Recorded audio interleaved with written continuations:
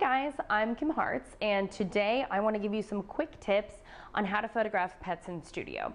So there's a lot of things to consider when you're working with animals in a studio, but first and foremost, lighting is super important. So I want to show you this is my studio, and I want to show you some of the things that I use through every shoot. So I generally work with one, maybe two lights, but this is my main light. You can see it is a 5-foot Octabox. And I love a light this size because it allows you to have a really large space that you can get light onto without having to move it around, because we're working with pets and they tend to move, right? So I typically like to have a large softbox like this. I used to work with a 4x6 and I have moved to a 5-foot Octabox and I absolutely love it. And I generally position my subjects right about here towards the back of the box, because it allows all this light to kind of come wrap around. And since I only work with one light, I like to have a reflector, which you see right here. A silver reflector is great for pets because it really adds to the specular highlights and brings out the texture in their fur. And I have a really big one because it stands up, which is great, but also it covers more area. So if I have multiple dogs, I'm able to get a lot more light going with both of these things. So one of the questions I get asked a lot in studio is, well, how do you position your light? And so it really depends on the look you're going for. I like the more dramatic, mid to low key images, and so actually the way you see this positioned, about 90 degrees from me, is pretty much how I position my light. The only thing is you can get it really dramatic where you're not going to get light on this side, which is why I have the reflector. So, but if you want to minimize that and you want to make sure you get more even light, not flat lighting. If I was going to do flat lighting, then it would be straight on the subject. But if I have multiple dogs or cats and I want to make sure that they all get good light, then I'll start to adjust this by moving it this way. Just like this. And it's a really easy fix, and my light stand has wheels on it, which really helps. So I would just continue to move it just like this. And what that does is it's going to create more even light. And you can kind of probably see on my face here because I have the modeling light on, which I highly recommend using your modeling light because it will help you to kind of see where the light is coming from in it, you know, when you're actually putting it together. And then another thing too is you can adjust the output of the flash a couple different ways. So you can either adjust your aperture so that if you're shooting at a specific aperture and you don't want to move that aperture, you can obviously adjust the power output on the light, or you can adjust the distance of the light to your subject. The closer this light gets to me, the brighter it's going to be. You can kind of tell as I move away, and you can see the difference in the modeling light. And then aperture wise, let's say I want to keep, or I'm not as concerned about being at f4, f5.6, you know, and I notice that the flash is too bright. So then I may go from, if I'm at f4 to 5.6, and that will keep the flash down a little bit. So there's a lot of different ways: distance of the subject from the light, your aperture, or the actual power on the back of the light. So let's look at the actual power on the back of the light. I use Profoto monolights. And so you can see here, put it in a little closer, as close as we can get. Okay, so here is the flash power, and Profoto goes from 4 all the way to 10. And so all that is it's the power of the light. So depending on how much power you need, you can adjust this. So if you're just starting out with studio, it doesn't have to be Profoto.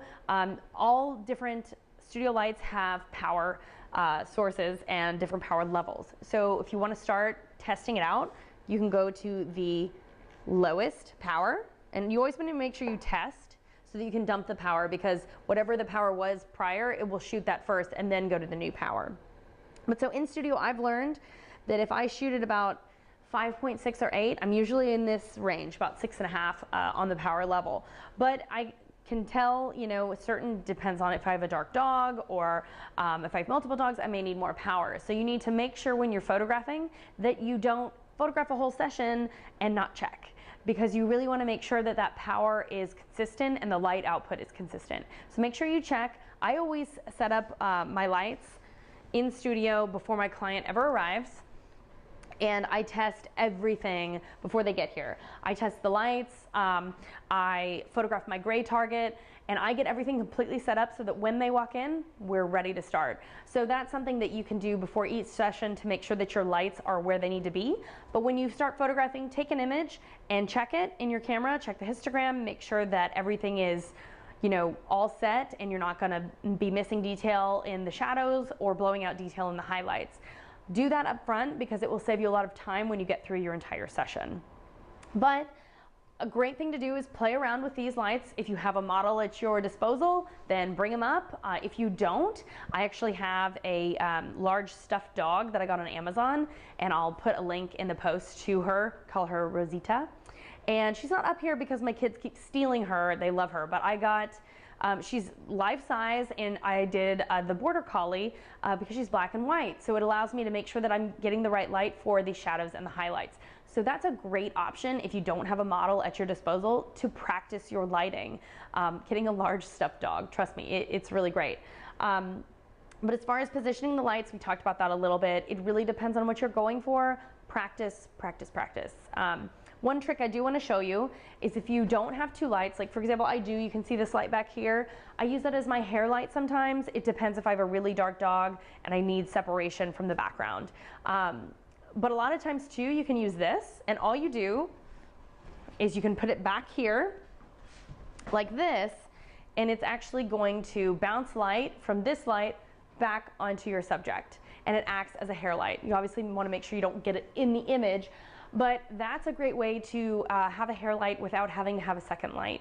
So when you're practicing, just remember, do you want a really dramatic image where you have basically a lot of light coming from the side and not much coming over here, which you can bounce with your reflector? Or do you want a little more evenly lit? And for example, if you have multiple subjects, or you just don't want as much drama, then go about 45 degrees, just like that. And you can kind of tell the difference that's been on my face as well. But play around with it. Sometimes I have photographed with this right above my camera, and it's kind of flat, but the way I've angled it, it adds some cool dimension. So there's a lot of different ways to light for fur. That's just kind of my approach to starting to do it. I highly recommend you practice. And a large light source or softbox is really important, especially because pets move so much, like I mentioned. It gives you a little more flexibility to not have to get up and move your light every 5 seconds. So I can work with this, and even if they move around a little bit, furniture is also a great way to keep animals in place. So if you're working in a studio, even if you bring your studio to a client's home, having a piece of furniture will help to contain them in a spot so that you can actually get some images. So if you have any questions about how I set up my lights or how, to get started in studio lighting, please leave me a comment. But this is kind of a brief intro on how to get started, how to position your lights, and start working with pets in studio.